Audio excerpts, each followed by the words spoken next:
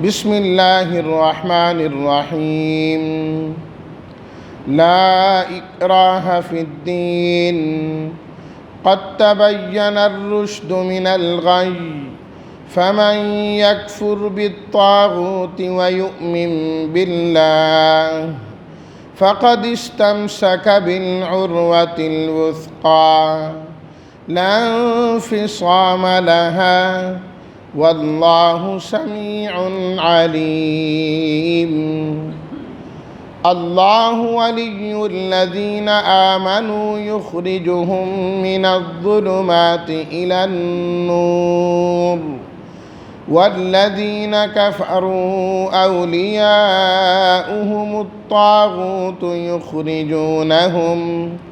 يخرجونهم من النور إلى الظلمات أولئك أصحاب النار هم فيها خالدون صدق الله مولانا العظيم اللهم صل على سيدنا ومولانا محمد وعلى آل سيدنا ومولانا محمد وبارك وسلم اکراہ مجبور کرنا، کراہت سے کہ ایک چیز کو پسند نہیں کر رہے پھر کسی سے کروانا۔ الرشد، رشد و ہدایت، ہدایت جس کا معنی ہوتا ہے الغی، گمراہی۔ الطاغوت، طاغوت طغیان سے ہے، طغیان سرکشی کرنا، طاغوت سرکش۔ استمساکا، استمساک روک کے رکھنا، مضبوطی سے پکڑنا۔ العروہ کڑا، الوثقی مضبوط، العروۃ الوثقی مضبوط کڑا۔ لا نہیں، انفصامہ ٹوٹنا، انفصام کہتے ہیں ٹوٹنے کو۔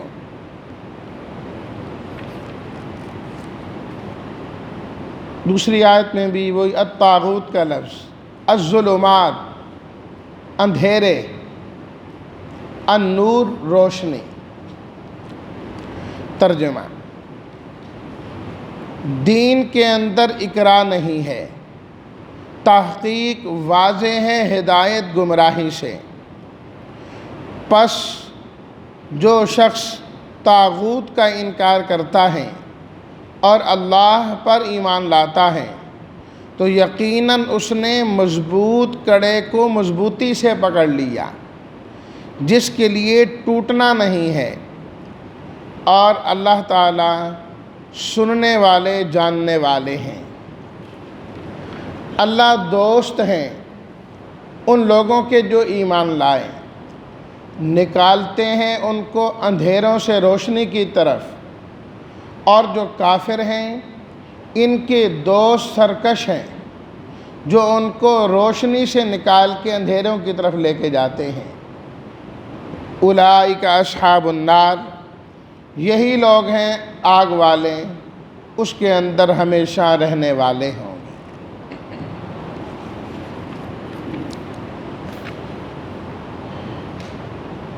آیت الکرسی میں عقیدہ توحید کو واضح طور پر بیان فرمایا گیا، اور اس سے پہلے اللہ تعالیٰ نے عقیدہ رسالت کو بیان فرمایا۔ تلک الرسل فضلنا، انبیاء کا تذکرہ کیا۔ وَإِنَّكَ لَمِنَ الْمُرْسَلِينَ، نبی کریم صلی اللہ علیہ وسلم کی نبوت و رسالت کو بیان فرمایا گیا۔ یہی بنیادی عقائد ہیں۔ ان کو ذکر کرنے کے بعد اللہ تعالیٰ فرما رہے ہیں پڑھی گئی ان آیات میں کہ جو دین کو قبول کرنا ہے اور اس دین کے اندر اخلاص ہے، یہ انسان کا اپنا ذاتی فعل ہے کہ اگر کسی انسان کا دل کرتا ہے دین اسلام میں داخل ہونے کا تو ٹھیک ہے ہو جائے، زبردستی اور مجبوری کسی کو دین اسلام میں داخل نہیں کیا جا سکتا۔ کہ تم دین میں داخل ہو جاؤ، نہیں تو ہم تمہیں نہیں چھوڑیں گے، مار دیں گے، ایسی بات نہیں ہے۔ یہ اپنے اختیار سے قبول کرنا ہے، جبر اور اکراہ کے بغیر۔ جب دین اسلام کو قبول کر لیں گے، اب قبول کرنے کے بعد تمہاری مرضی نہیں چلے گی۔ اب تم نے دین اسلام کے احکام کی پابندی کرنا ہے۔ اب کہو جی لا اکراہ فی الدین، دین میں کوئی اکراہ نہیں ہے، میری مرضی میں نماز پڑھوں کہ نہ پڑھوں، میری مرضی کہ حلال کھاؤں کہ حرام کھاؤں، میری مرضی کہ میں بدکاری کروں کہ نہ کروں، اب یہ تیری مرضی نہیں ہے۔ یہ لوگوں کو غلط فہمی ہے۔ فلانا کام کرو، کہتا تو زبردستی میرے سے کرائے گا، لا اکراہ فی الدین، دین میں تو اکراہ ہے ہی نہیں ہے۔ یہ کم علمی ہوتی ہے۔ اکراہ فی الدین اور ہوتا ہے، اکراہ للدین اور ہوتا ہے۔ اکراہ فی الدین کا مطلب کیا؟ مجبور کر کے کسی کو دین میں داخل کرنا۔ جب دین میں آ گئے، اب اکراہ للدین، دین کے لیے سختیاں اسلام میں ضرور ہیں۔ یہ حدود کس لیے ہیں؟ زنا کی سزا کس لیے ہے؟ یہ چور کا ہاتھ کاٹا جانا کس لیے ہے؟ شراب پر کوڑے مارے جانے کس لیے ہیں؟ بچوں کو نماز کا حکم دو، جب 7 سال کے ہوں، فرمایا 10 سال کے ہو جائیں نماز نہ پڑھیں تو وَضْرِبُوهُمْ، انہیں مارا کرو۔ وہ نماز کے لیے کیوں نہیں آتے، نماز کیوں نہیں پڑھتے؟ دین قبول کرنا اپنے اختیار میں، لیکن دین قبول کرنے کے بعد اپنا اختیار نہیں۔ اب دین اسلام کے مطابق تمہیں چلنا ہوگا، اب اپنی مرضی نہیں۔ اور دین میں داخل کرنا، یہ بات بالکل ٹھیک ہے کہ اس میں مجبور نہیں کیا جا سکتا، اور نہ کبھی آپ علیہ الصلاۃ والتسلیمات کے زمانے سے لے کر آج تک کسی نے مجبور کیا ہے اور نہ کرنا چاہیے۔ اللہ اکبر۔ حضرت عمر رضی اللہ تعالی عنہ کے دور میں ایک بڑھیا تھی جو وہیں قریب رہتی تھی۔ حضرت عمر رضی اللہ تعالی عنہ نے فرمایا اس کو اسلام کی دعوت دو۔ اسلام کی دعوت دی، اس نے کہا نہیں نہیں نہیں، میں بوڑھی ہو گئی ہوں، میں نے ابھی اپنے دین پر ہی رہنا ہے، میں نہیں چھوڑتی۔ حضرت عمر رضی اللہ تعالیٰ عنہ نے فرمایا اس کی مرضی، پھر جو چاہے کریں، ہم مجبور نہیں کر سکتے۔ حضرت عمر رضی اللہ تعالیٰ عنہ کا ایک اپنا غلام تھا، وثیق اس کا نام تھا، اور حساب و کتاب کا بڑا ماہر تھا وہ، اور بڑا خدمت گزار بھی تھا، اور ایک عرصے تک اس نے حضرت عمر رضی اللہ تعالیٰ عنہ کی خدمت کی۔ حضرت عمر رضی اللہ تعالیٰ عنہ نے اس سے فرمایا کہ دیکھ تو بڑا سمجھدار آدمی ہے اور تو نے میری بڑی خدمت بھی کی ہے، اگر تو اسلام قبول کر لیں تو میں تجھے کسی اچھے عہدے سے بھی نواز دوں گا تاکہ تیری خدمات سے لوگوں کو فائدہ ہو۔ اس نے کہا نہیں جی میں نہیں اسلام قبول کرتا، اتنا قریب رہ کے بھی۔ قسمت کی بات ہے کہ لوگ دور دور سے حضرت عمر کو دیکھ کر مسلمان ہو رہے ہیں، بیت المقدس کی چابیاں حوالے کر رہے ہیں، لیکن قریب رہنے والا نہیں، محروم ہے۔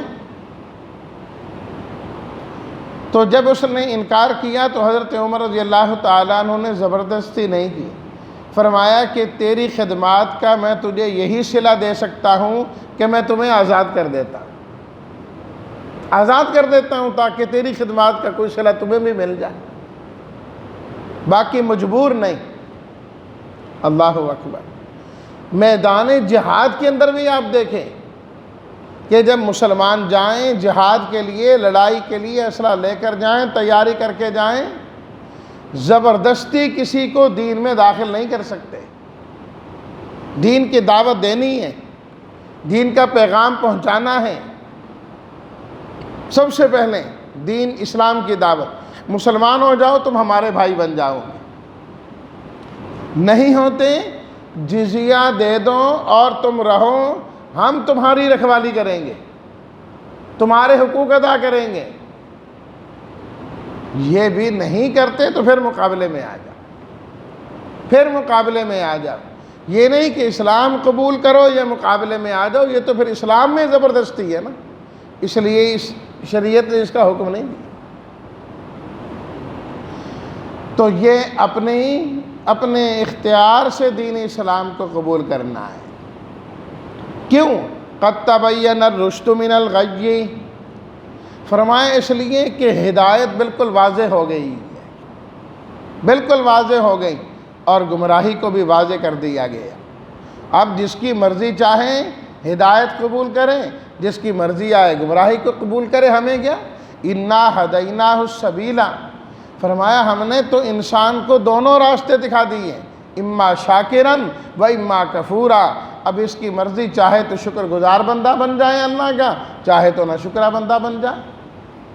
فمن شاء فلیؤمن ومن شاء فلیکفر، جو چاہے ایمان لائیں، جو چاہے کفر اختیار کریں، ہمیں کیا؟ لیکن اتنی بات ہے، انا اعتدنا للظالمین نارا، جو کفر کریں گے، ایمان نہیں لائیں گے، ایسے ظالموں کے لیے ہم نے جہنم کی آگ تیار کر کے رکھی ہے۔ ایمان لاؤ گے اپنا فائدہ ہے، ایمان لاؤ گے اپنا فائدہ ہے۔ فمن یکفر بالطاغوت ویؤمن باللہ، فرمایا کہ جو شخص طاغوت کا انکار کریں، جس طرح بھی میں نے ذکر کیا، طاغوت طغیان سے، طغوا قرآن مجید میں استعمال ہوا، الذین طغوا فی البلاد سورہ الفجر میں، کہ انہوں نے شہروں میں سرکشی اختیار کی۔ تو طاغوت کہا جاتا ہے کل ما یشغلک عن الحق فہو طاغوتک، ہر وہ جو تمہیں دین حق سے ہٹائے، سیدھے راستے پر نہ جانے دیں، فرمایا وہ تمہارا طاغوت ہے۔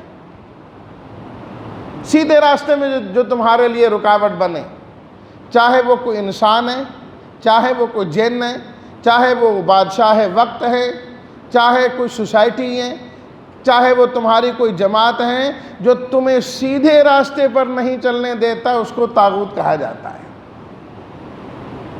وہ طاغوت ہے۔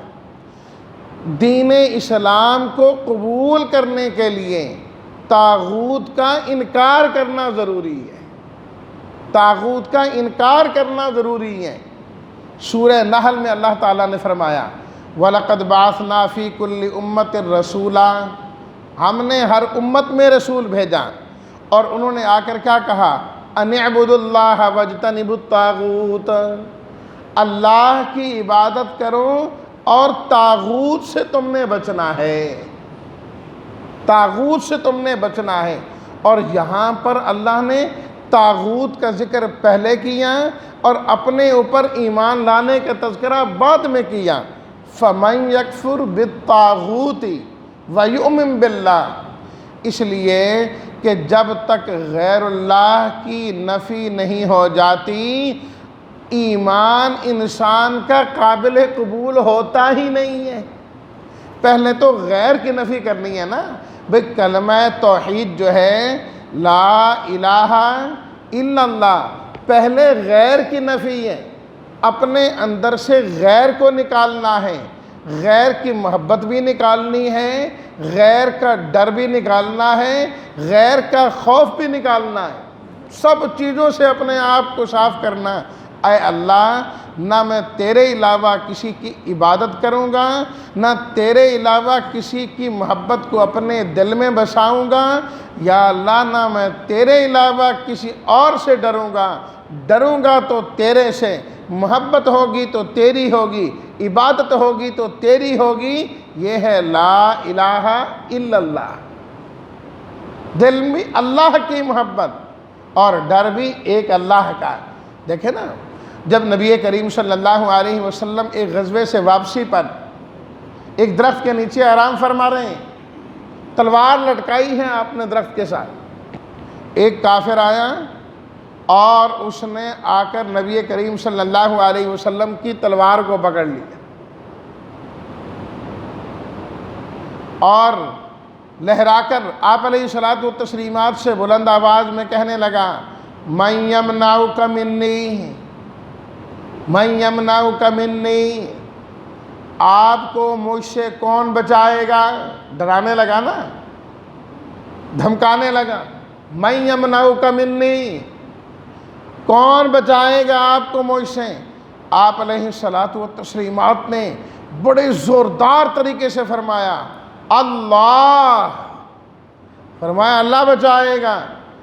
آپ علیہ الصلوۃ والتسلیمات نے اتنے زوردار طریقے سے اللہ فرمایا کہ اس کے ہاتھ سے تلوار ہی نیچے گر گئی، تلوار ہی نیچے گر گئی۔ آپ علیہ الصلوۃ والتسلیمات نے جب تلوار اٹھائی تو فرمایا، اب تو بتا تجھے کون بچائے گا؟ مجھے تو بچانے والے نے بچا کے دکھا دیا، اس لیے میرا اللہ میرے ساتھ ہے، میں تو کسی سے نہیں ڈرتا۔ ایمان والا کبھی اللہ کے علاوہ کسی سے نہیں ڈرتا۔ جو انسان 5 وقت اپنا سر رب کے سامنے جھکاتا ہے وہ مخلوق کے سامنے کبھی نہیں جھک سکتا، سر اس کا جھک سکتا ہی نہیں۔ طاغوت جتنے بڑے بڑے مرضی آ جائیں، سرکش جتنے بڑے بڑے مرضی آ جائیں، اس نے سیکھا ہی یہی ہے کہ فَمَن يَكْفُرْ بِالطَّاغُوتِ وَيُؤْمِن بِاللَّهِ، انکار ہے طاغوت کا، بت بھی طاغوت ہیں۔ یہ زندہ انسان جو اپنے آپ کو خدا کہلاتے ہیں یہ بھی طاغوت ہے، ان سب کا انکار کرنا ہے۔ وَيُؤْمِن بِاللَّهِ، اور ایمان لانا ہے کہ سب سے بڑی طاقت کا مالک صرف ایک اللہ ہے اور کوئی نہیں۔ فرمایا جو یہ کر لے گا فَقَدِ اسْتَمْسَكَ بِالْعُرْوَةِ الْوُثْقَىٰ، یوں سمجھ لو کہ اس نے مضبوط کڑے کو مضبوطی سے پکڑ لیا ہے۔ لَا انفصام لَهَا، اس کا ہاتھ چھوٹے تو چھوٹے، وہ کڑا ٹوٹنے والا نہیں ہے۔ وہ کڑا کیا ہے؟ دین اسلام کا کڑا ہے، دین اسلام کا کڑا ہے۔ جو اللہ پر ایمان لاتا ہے گویا کہ وہ اللہ کی طرف سے آنے والی رسی کو مضبوطی سے پکڑتا ہے۔ 4 سپارے میں اللہ تعالیٰ نے فرمایا نا، وَاعْتَصِمُوا بِحَبْلِ اللَّهِ، تم اللہ کی رسی کو مضبوطی سے تھامو۔ حضرت عبداللہ بن مسعود رضی اللہ تعالیٰ عنہ فرماتے ہیں یہ اللہ کی رسی قرآن ہے، الممدو من السماء الی الارض، جو اللہ نے آسمان سے زمین کی طرف لٹکائی ہے۔ اس کا ایک سرا اللہ کے پاس ہے، دوسرا سرا اللہ بندے کو پکڑانا چاہتے ہیں۔ جس نے اس رسی کو مضبوطی سے پکڑ لیا فرمایا وہ انسان کبھی گمراہ نہیں ہو سکتا۔ کہیں جائے گا تو اس کو پیچھے کھینچ لیا جائے گا، بھی تو غلط راستے کی طرف جا رہا ہے، واپس آ جائے گا، گمراہ نہیں ہو سکے گا۔ حضرت عبداللہ بن سلام رضی اللہ تعالیٰ عنہ مسلمان ہو گئے، طاغوت کا انکار کیا۔ یہودیت بھی تو طاغوت بنے ہوئے تھے نا اس زمانے میں۔ اللہ اکبر۔ اور میں یہاں یہ بات عرض کرتا چلوں درمیان میں کہ جب مسلمان ہجرت کر کے مدینہ منورہ تشریف لائے تو یہود پڑھے لکھے لوگ تھے اس وقت، اور وہاں پر جو دیگر لوگ رہتے تھے وہ اتنے پڑھے لکھے نہیں تھے، تو وہ یہ کرتے تھے، اول تو منتے مانتے تھے اللہ ہمیں اولاد دے، ہم ان کو یہودی بنائیں گے، تو پڑھے لکھے ہوں گے ان کے پاس جائیں گے۔ جب مسلمان ہجرت کر کے آئے تو بہت سارے لوگوں کی اولادیں ان کے پاس تھیں جو تعلیم حاصل کرتے تھے ان سے۔ تو جب یہودیوں نے غداری کی تو ان کو مدینہ سے نکالا گیا، تو ان کے بچے جو ان کے پاس تھے وہ بھی ساتھ جانے لگے۔ تو ان کی خواہش تھی کہ ہم زبردستی اپنے بچوں کو واپس لائیں، یہودیت سے روکیں کہ یہودیت نہ اختیار کرے۔ اس موقع پہ اللہ نے یہ آیت نازل فرمائی، لا اکراہ فی الدین، مجبور کر کے دین میں نہیں لا سکتے، ان کو ترغیب دو، ایمان لے آئیں تو ٹھیک ہے، نہیں ماننا ہے تو ان کی مرضی۔ تو انہی کے بڑے بڑے علماء میں سے حضرت عبداللہ بن سلام رضی اللہ تعالیٰ عنہ بھی ہیں۔ اللہ نے ان کو دین اسلام قبول کرنے کی توفیق عطا فرمائی۔ ایک دن آپ علیہ الصلوۃ والتسلیمات کی خدمت میں آئے اور عرض کرنے لگے جی میں نے ایک خواب دیکھا ہے۔ آپ نے فرمایا بیان کرو کیا خواب ہے؟ جی میں نے خواب دیکھا ہے کہ ایک ستون ہے کافی لمبا، اور میں اس ستون پر چڑھا ہوں، اور جب میں اوپر پہنچا ہوں تو میں نے دیکھا ہے کہ ایک کڑا ہے ستون کے اوپر، میں نے اس کڑے کو پکڑ لیا مضبوطی کے ساتھ۔ یہ میں نے خواب دیکھا ہے۔ آپ علیہ الصلوۃ والتسلیمات نے فرمایا اس کی تعبیر یہ ہے کہ آپ کی موت اسلام پر واقع ہوگی، آخر دم تک آپ اس کڑے کو مضبوطی سے تھامیں گے۔ تو جو طاغوت کا انکار کر کے اللہ پر ایمان لاتا ہے وہ بھی دین اسلام کے کڑے کو مضبوطی سے پکڑتا ہے۔ جب تک طاغوت کا انکار کرتا رہے گا انشاءاللہ اللہ اس کو اسلام کی موت عطا فرمائیں گے، اسلام کی موت عطا فرمائیں گے۔ زندگی جس کی اسلام والی ہوگی اللہ اس کی موت کو بھی اسلام والا بنائیں گے۔ واللہ سمیع، اور فرمایا کہ اللہ تعالیٰ سننے والے ہیں تمہاری باتوں کو۔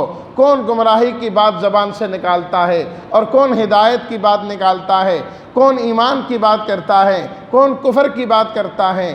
علیم، اللہ تمہاری باتوں کو نہیں سنتے، اللہ تمہارے دلوں کو بھی جانتے ہیں کہ زبان سے ایمان کی بات کر رہا ہے یا دل میں بھی ایمان ہے، زبان سے اچھی بات کر رہا ہے دل میں بھی اچھائی ہے کہ نہیں ہے۔ اللہ تمہاری باتوں کو بھی سنتے ہیں اور اللہ تمہارے دلوں کے احوالوں کو بھی جانتے ہیں۔ اسی پر ہی بس کرتے ہیں کیونکہ وقت زیادہ ہو رہا ہے۔ اللہ تعالی ہم سب کو اسلام پر ثابت قدمی کے ساتھ جمع رہنے کی توفیق عطا فرمائے، اور اسی پر اللہ تعالی ہم سب کا خاتمہ فرمائے۔ وآخر دعوانا ان الحمد للہ رب العالمین۔